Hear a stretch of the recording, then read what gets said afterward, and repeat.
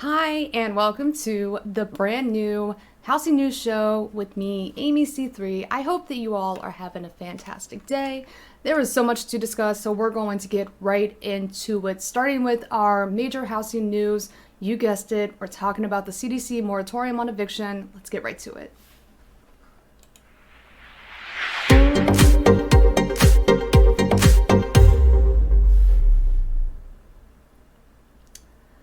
The CDC moratorium on evictions will be extended after days of going back and forth, determining who is responsible for the extension in the first place. The CDC actually said that they did not have any legal authority to move forward and extend the eviction on moratoriums. The Biden administration almost accepted this as a no and asked the landlords of all people to maybe hold off on their eviction process until we get the rest of the emergency rental assistance funds out the door, which has been incredibly slow, seeing as though only around $3 billion of the $46 billion total has been given to the applicants, making it even more of a precarious situation for the tenants who are right now at risk for evictions. The CDC's new ban does go into effect until October 3rd, 2021, targets counties with high COVID transmission rates, and only assists 90% of renters who are behind on payments.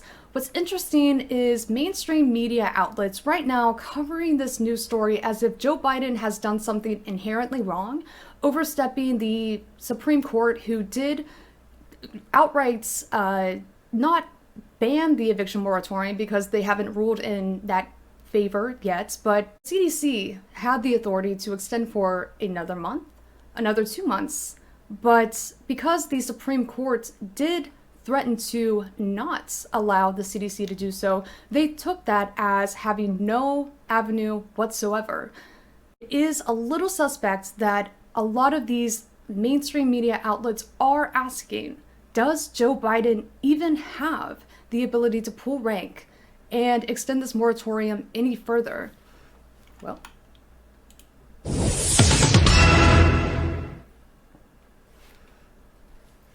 breaking news, Joe Biden is the president, and he in fact can use his authority to be the president. We have to remember that we have an incredibly conservative Supreme Court right now.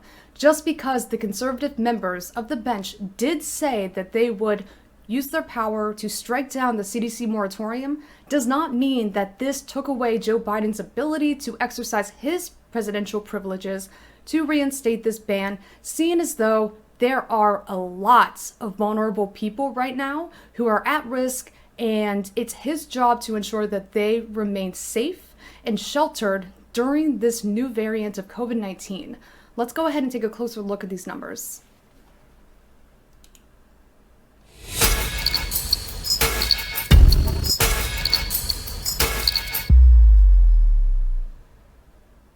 Over half of the tenants who are behind on payments right now make $50,000 or less, which means that, of course, these are the most impacted, most vulnerable groups of people who need these protections. The moratorium is absolutely necessary to keep these individuals and children safely sheltered. Seeing as though we are yet to see the economy recover, these are absolutely the most at risk, most vulnerable, impacted households. And why are they going to be kicked out of their apartment through no fault of their own, other than working in a position that didn't necessarily give them employment security during this time of economic downturn? And there's even more damning results. In order to meet spending needs, over the last 7 days, 1.9 million people had to resort to savings or sold their assets, 2.4 million relied on credit card debt, and 3.5 million borrowed from their friends or their family. So there are a lot of individuals who are struggling right now.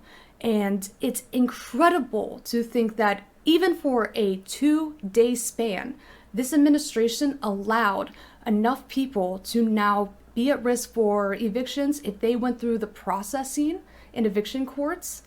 Either way, we are absolutely absolutely indebted to the work of one congresswoman who put her life and her previous experience as an unhoused person on full display that made all of the difference in the world.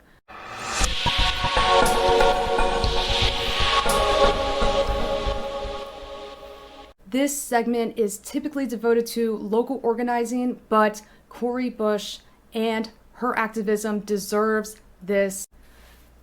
Missouri Congresswoman protested the eviction ban lift by sleeping on the steps. This is her place of employment. She did not leave when the rest of her colleagues in the House left for vacation.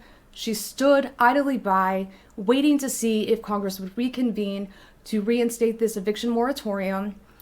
Other members of the squad, AOC, Ayanna Pressley, they showed up too, but it was the work displayed by Cori Bush that made all of the difference, and I commend her. She is incredibly important, and we're lucky to have her fighting in Congress.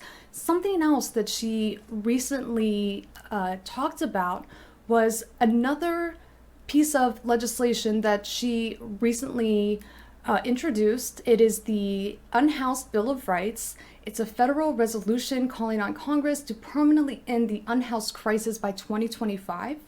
The resolution calls on the federal government to declare the crisis a life-threatening public health emergency and provides a comprehensive list of more than 30 recommendations to guarantee housing, healthcare, and livable wages for the unhoused. Again, I can't give enough credit to Cori Bush for the work that she is doing right now. Even in the short time that she has been in Congress, she is making such big headway, and we're lucky to have her, and I'm really looking forward to see what all she does throughout her time in Congress. That being said, this is the episode of Housing News with Amy C3. We'll wrap it up here. Thank you so much, and we'll see you next time.